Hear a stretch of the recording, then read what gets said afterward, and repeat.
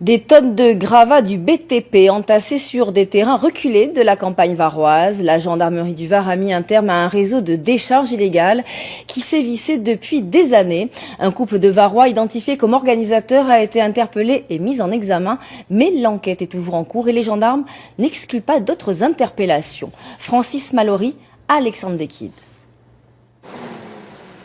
Des norias de camions qui déversent leur contenu à quelques mètres des habitations. C'est la scène que nous avions filmée il y a quelques mois, alertés par des voisins qui ne savaient plus quoi faire pour arrêter cette pollution.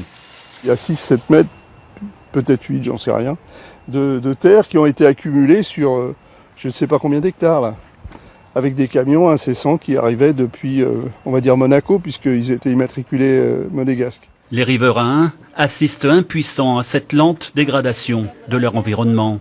On voit des cailloux. Il y a les arbres de la terre jaune, voilà. Impossible de tenter un quelconque dialogue pour apaiser les tensions. Il n'y a pas de relation. La relation, il y en a eu au début quand on est allé les voir. Bon, il ne s'est pas présenté, ça c'est sûr. Sauf si c'est pour me casser la gueule, pour parler clairement.